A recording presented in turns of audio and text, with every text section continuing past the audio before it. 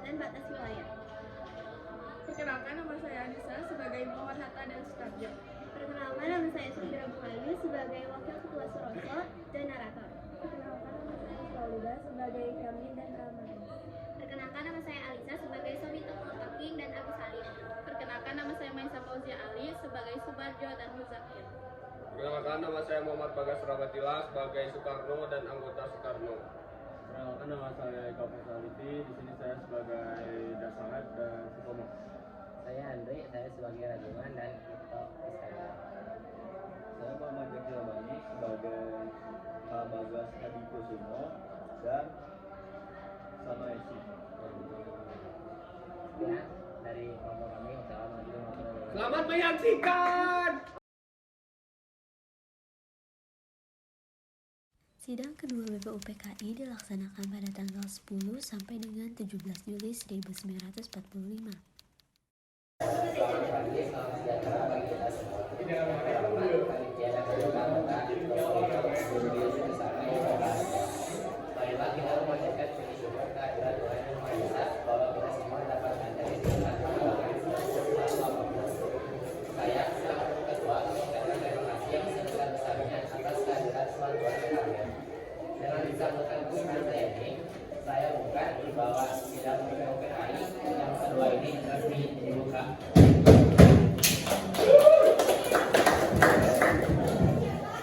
Sekian sambutan yang dapat saya sampaikan. Bila ada salah dan kurang saya berkata saja. Mohon dimaafkan. Terima kasih atas perhatian teman-teman sekalian.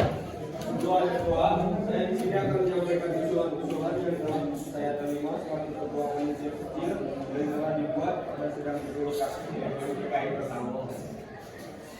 Usulan-usulan yang dapat saya terima adalah: satu, usulan mengenai dasar negara; kedua, mengenai unifikasi dan federalisasi; ketiga, tentang keuangan; keempat, tentang agama dan negara; kelima, tentang pembelaan negara; kelima, tentang warga negara; ketujuh, tentang bentuk negara dan kepala negara; kedelapan, tentang daerah; dan yang kesembilan adalah meminta merdeka bebas asasinya.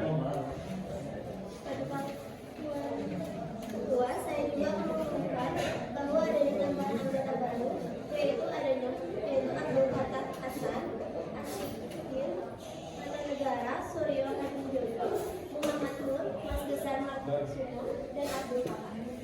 Saya mohon dari tuan-tuan anggota sekalian, oleh karena kita menghadapi saat yang suci, baiklah kita mengheningkan cipta, supaya janganlah hati kita dipengaruhi oleh sesuatu hal yang tidak suci, tetapi dengan segala keikhlasan menghadapi keputusan bentuk negara yang akan didirikan dengan hati yang murni, yang tidak terpengaruh oleh sesuatu maksud yang tidak suci. Oleh karena itu, saya mohon kepada paduka tuan sekalian, supaya tuan-tuan berdiri di hadapan hadirat Allah Subhanahu wa Ta'ala untuk meminta doa. Usul itu kita terusi dan saya minta marilah kita mengheningkan kita supaya mendapat pikiran yang suci dan murni dalam pemilihan. Bagi anggota yang bersih, mari kita membaca Al-Fatihah untuk memulai persidangan BPUPKI yang kedua ini. Sedangkan yang non-muslim berdoa sesuai keyakinan masing-masing. Berdoa mulai Al-Fatihah. Para anggota BPUPKI mulai berdoa menurut agama dan kepercayaannya masing-masing.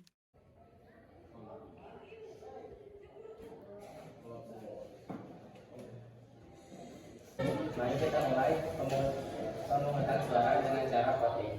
Mengapa harus dengan cara voting? Mengapa tidak musyawarah mufakat saja? Karena dengan voting kita bisa memutuskan masalah dengan adil.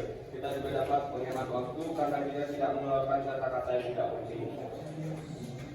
Marilah tuan-tuan kita lakukan voting untuk menentukan bentuk negara. Setelah itu dilakukanlah pemungutan suara. Kami sudah mengetahui bahwa ada beberapa sistem yang dimiliki Republik. Ada sistem Kerajaan 6, lain-lain 2, dan Langkau 1. Saya mengucapkan terima kasih atas pekerjaan komisi. Anggota sekalian sudah mendengar bahwa telah dipilih oleh sidang Dr. Ito Ibu Yumi Yosaka yang kedua kali ini.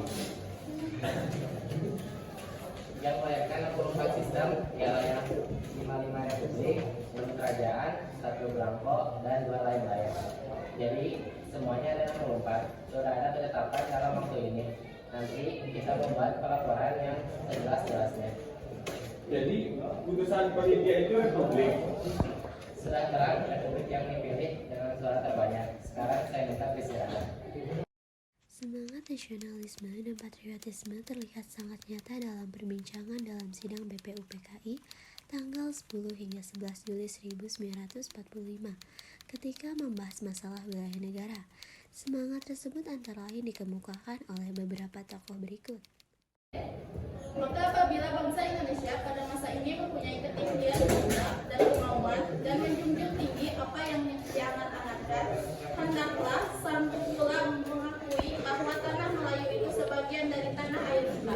Tanah Papua itu sumber kekayaan kita.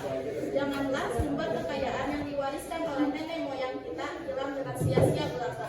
Oleh karena itu, saya setuju bahwa dalam menentukan batas halaman tanah air kita, hendaklah kita berpikir dengan sebaik-baiknya. Janganlah didasarkan pada soal apakah kita sanggup atau tidak sanggup, tetapi pula apakah akan timbul kesanggupan akan merdeka atau tidak. Selain berhubungan dengan tanah Papua, memang hal ini dalam ilmu pengetahuan, etnologi, bahasa, geografi, ada yang menyebutkan dua pulau Papua di dalam tanah Indonesia.